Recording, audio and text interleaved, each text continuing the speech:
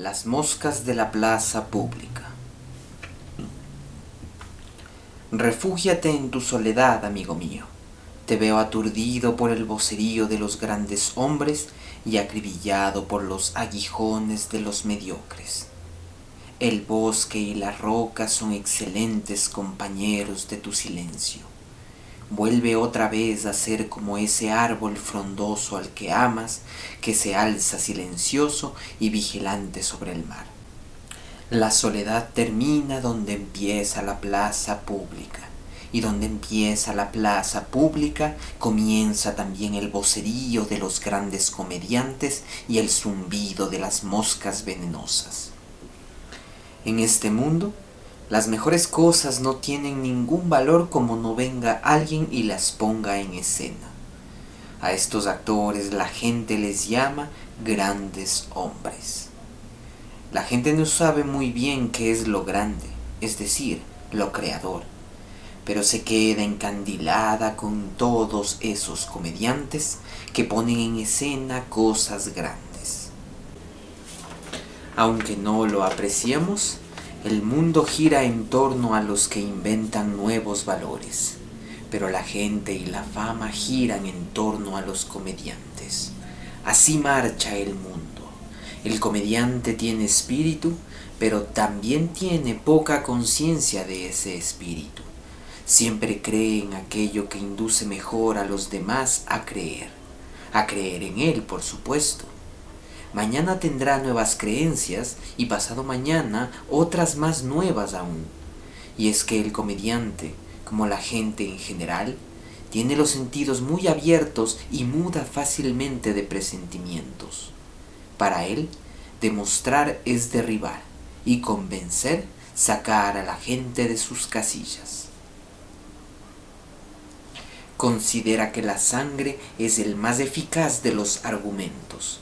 A la verdad, que sólo es percibida por los oídos más sensibles, la llama mentira y futilidad. Realmente, solo cree en dioses que armen mucho ruido en el mundo. En la plaza pública abundan los bufones solemnes y la gente se siente orgullosa de sus grandes hombres, que para ella son los hombres del momento. Pero la hora les apremia y por eso te apremian también a ti. Quieren que les digas sí o no. ¿Y tú pretendes situarte entre los pros y los contras? Tú, que amas la verdad, no les tengas envidia a esos incondicionales que apremian, pues ¿cuándo se ha visto que la verdad marcha al lado de un incondicional? Es mejor que huyas de estas gentes tan apresuradas que en medio de la plaza te asaltan con su sí o no. Todos los pozos profundos experimentan con lentitud. Han de esperar mucho tiempo para saber qué es lo que cayó en sus aguas profundas. Todo lo grande se da lejos de la plaza pública y de la fama. Los inventores de nuevos valores han vivido siempre de ellas. Refúgiate en tu soledad, amigo mío. Te veo acribillado por moscas venenosas. Refúgiate allí donde sopla un viento fuerte y frío. Refúgiate en tu soledad. Ya has vivido mucho tiempo entre gente mediocre y miserable. Huye de su venganza invisible. ¿No ves que no piensan más que en vengarse de ti? No alces tus brazos contra ellos. Son legión y tu destino no es el de convertirte en matamoscas. Esa gente mediocre y miserable es muy numerosa y tú sabes que las gotas de lluvia y las malas hierbas han acabado derribando a más de un soberbio edificio. Tú no eres una piedra, pero ya te han erosionado muchas gotas. Terminarás resquebrajándote y rompiéndote en pedazos por la acción de muchas gotas. Te veo aguijoneado por moscas venenosas, sangrando por 100 picaduras y tu orgullo no te permite ni siquiera que te enojes. A pesar de todo su candor, ansían tu sangre. Sus almas exangües tienen sed de sangre, por eso se ponen a dar inocentes picotazos. Pero tú, que eres un hombre sensible, Sufres muy intensamente incluso por pequeñas heridas, y antes de que te hayas curado, el mismo bicho venenoso vuelve a posarse en tu mano. Tu orgullo te impide matar a esas moscas golosas. Muy bien, pero procura que tu destino no sea el de tener que soportar toda su venenosa injusticia. Zumban en torno a ti hasta para alabarte, pero su alabanza es impertinente porque lo que buscan es estar cerca de tu piel y de tu sangre. Te adulan como si fueras un dios o un demonio. Se postran ante ti como si fueras un dios o un demonio. ¿Qué más da? ¿No ves que no son más que aduladores y plañideros? Otras veces se ponen amables contigo, pero esa y no otra ha sido siempre la astucia de los cobardes. Y es que los cobardes, son muy astutos. Sus almas estrechas piensan mucho en ti. Les preocupas, pues cuando se piensa mucho en algo, al final acaba preocupando. Te castigan por todas tus virtudes. Realmente lo único que te perdonan son tus fallos y tus errores. Y tú, que eres indulgente y ecuánime, dices, es que ellos no tienen la culpa de ser mediocres, pero su alma estrecha considera que toda existencia grande es culpable. Hasta cuando eres indulgente con ellos, creen que les estás despreciando y te pagan tu amabilidad haciéndote daño a escondidas. Les repugna tu orgullo silencioso, y qué contentos se ponen cuando por una vez eres lo bastante modesto para ser vanidoso. Lo que observamos en alguien acabamos insuflándoselo. Ten pues mucho cuidado con los mediocres. Ante ti se sienten empequeñecidos y su mediocridad estalla contra ti en llamas de venganza invisible. ¿No te dabas cuenta cómo se les iba la fuerza, al igual que deja de salir humo de un fuego que se apaga? Sí, amigo mío, para tu prójimo eres mala conciencia, pues es indigno de ti. Por esto te odia y quisiera chuparte la sangre. Tu prójimo será siempre una mosca venenosa. Lo que hay de grande en ti es precisamente lo que más le hace a él ser una mosca venenosa. Refúgiate en tu soledad, amigo mío, allí donde sopla un viento fuerte y frío. Tu destino no es el de convertirte en matamoscas. Muy bien, como podemos darnos cuenta, nuevamente estamos hablando de Zaratustra, de Nietzsche. La postura que tiene Nietzsche, por la cual yo creo que es bastante conocido y de hecho muy popular a día de hoy, es por esta perspectiva respecto a la soledad, en la cual la concibe como aquel espacio en donde es posible la realización de la individualidad y de la particularidad más propia de cada ser humano. En este sentido, la soledad vendría a ser algo así como aquella estancia del espíritu en el cual es capaz de reencontrarse consigo mismo y de algún modo poder fundar nuevos valores, poder fundar nuevas transmutaciones con respecto a la moral y a los valores ya dados, para de ese modo precisamente poder desde su soledad y desde la vaciedad completa de su alma encontrar precisamente aquellas revoluciones intelectuales que solamente dentro de sí y dentro del genio y la interioridad de esta inteligencia asombrosa pueden encontrarse. Y esta tesis que plantea a la soledad y al individuo en última instancia como sujetos que tienen unos contenidos propios e inherentes a sí mismos y que son completamente independientes con respecto a factores externos o influencias de una realidad externa, claro, es muy interesante analizar esta perspectiva porque este individualismo que reduce en gran medida toda la realidad a una concepción individualista, claro, es una corriente que de hecho ya viene de mucho antes, pero que diría que a día de hoy ha eclosionado por completo. no es por nada que a día de hoy, sin siquiera mencionar a Nietzsche, nos encontramos en reels de Instagram o en TikToks con todo tipo de contenidos en los cuales se alaba el alejarse de la sociedad, el relegarse de la sociedad en la soledad propia, en un intento de precisamente descubrir lo que le hace a uno ser lo que verdaderamente quiere ser.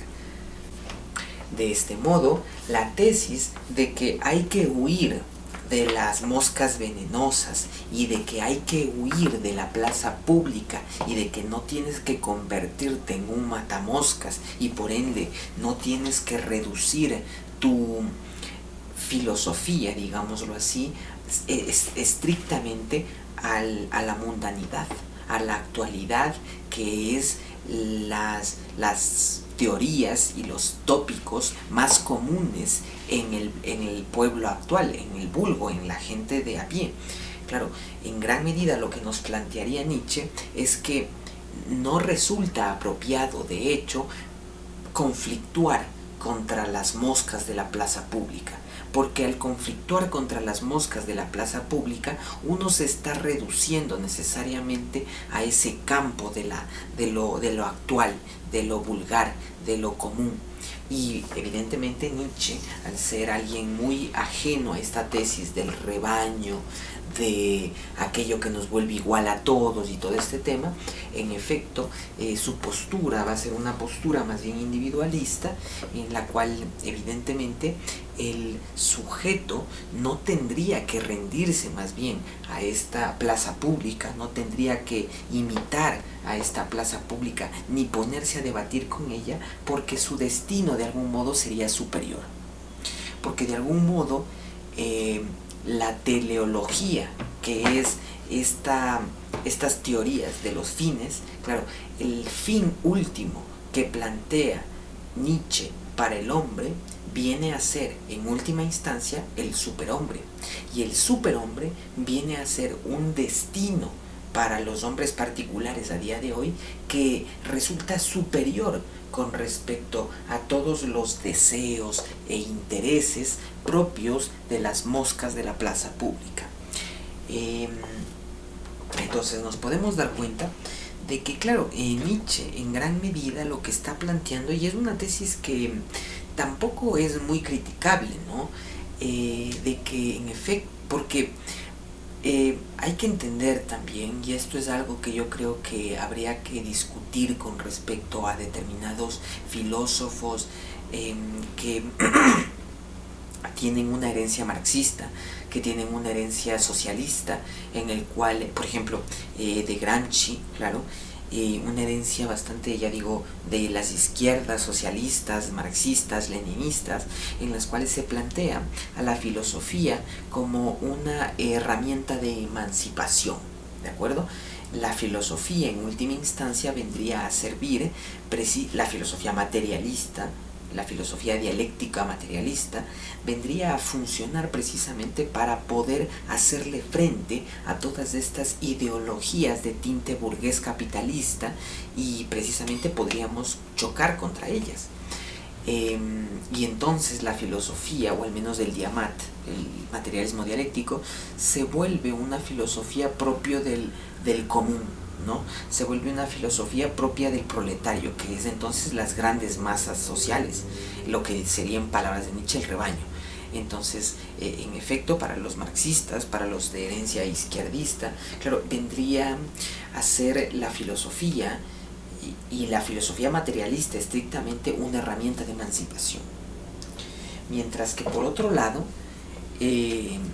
esta filosofía, claro, de una herencia imperialista, de una herencia colonialista, véase los griegos, que claro, tenían esta perspectiva de superioridad, de supremacismo de los helenos con respecto a otras sociedades aledañas.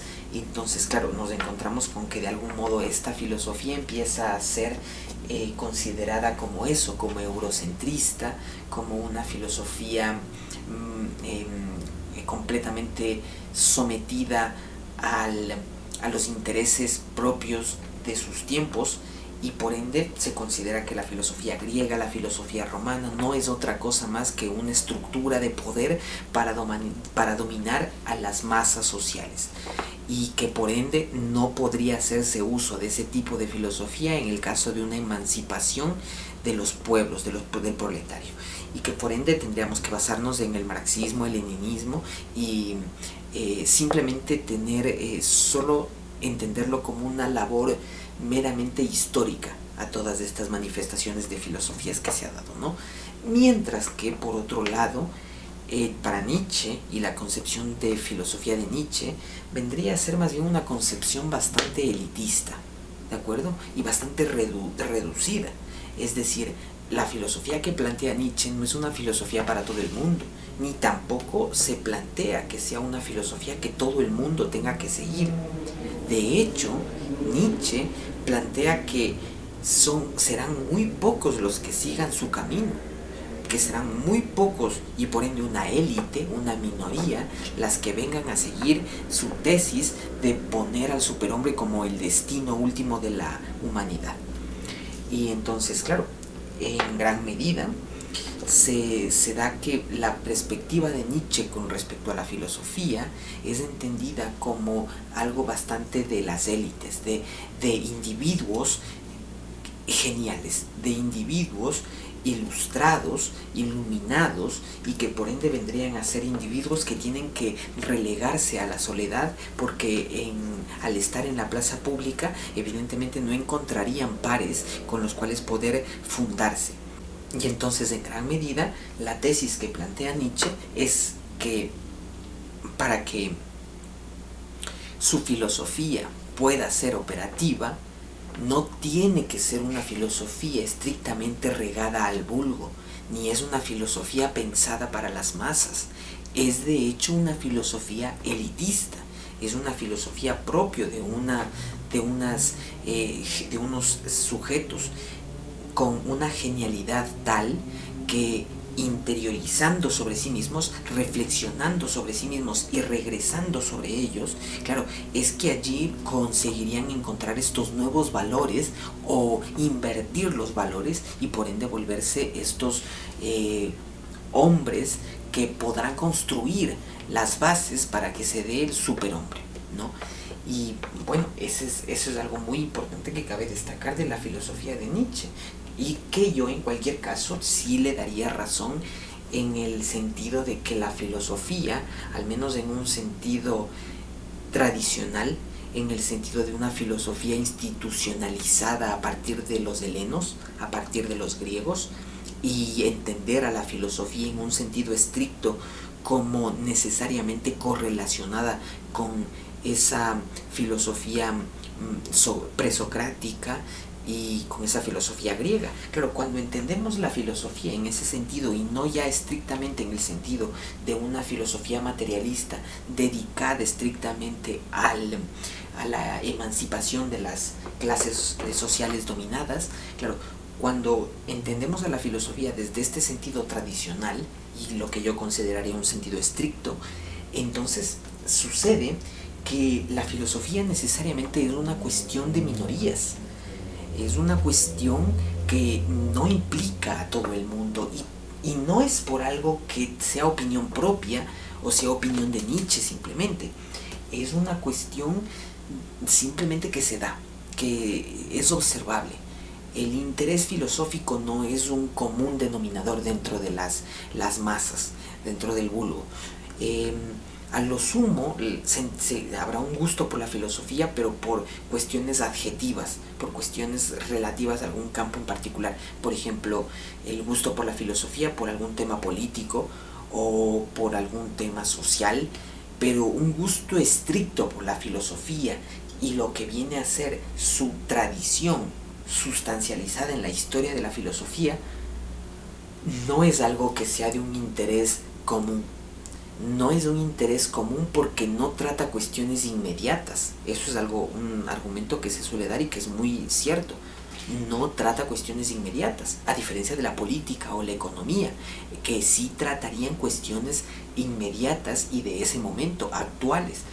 por otro lado, la filosofía no necesariamente es así. La filosofía muchas veces recoge tesis que van de San Agustín a Platón, y claro, muchas veces la gente que escucha a filósofos hablar dice, pero ¿y a mí qué me importa lo que pensó un tipo hace 2000, 3000 años?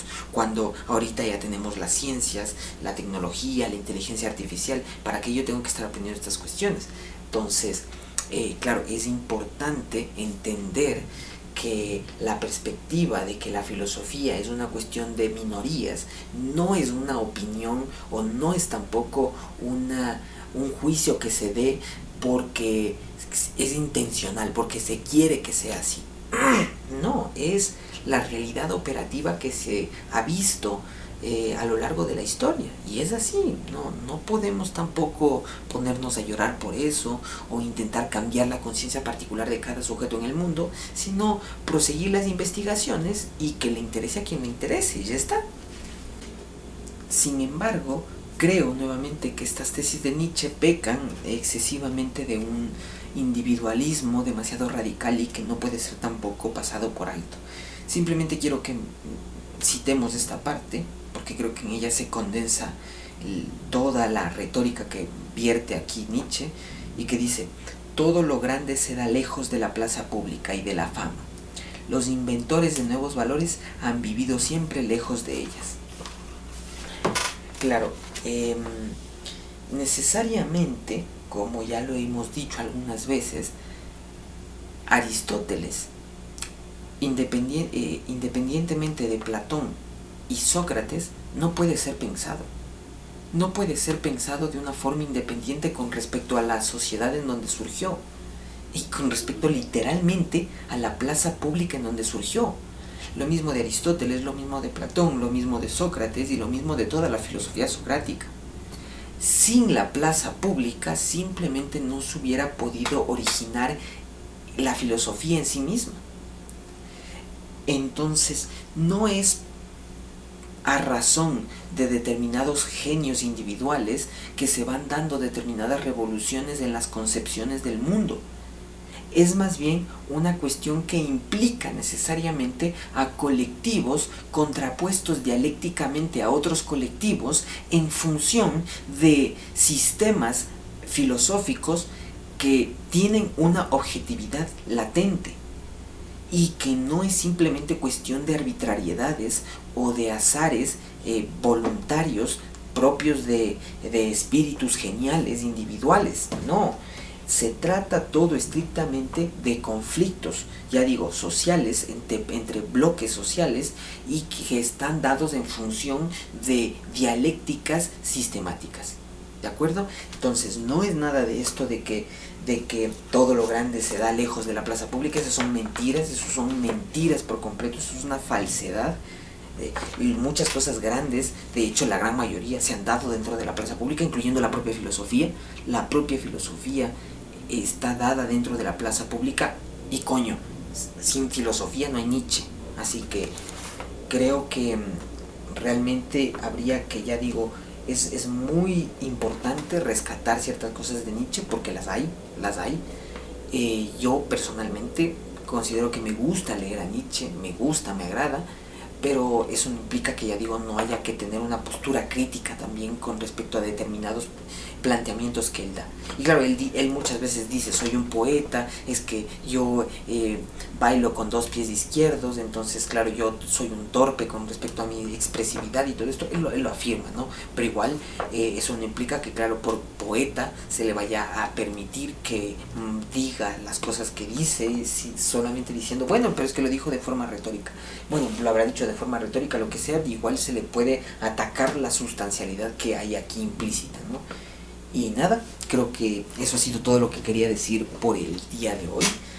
Te agradezco mucho si te interesó el tema. En la próxima vamos a irnos por Más allá del bien y el mal, igual de Nietzsche. Ahí hay unos temas muy candentes y buenos que quiero tratar. Y nada, esto ha sido todo por hoy, no te quiero robar más del tiempo. Si te interesa debatir estos temas, ya sabes, ve a mi página inicial de YouTube, ahí está un link a Discord para tener más cercanía. Y nada, eso ha sido todo. Filosofada mundana.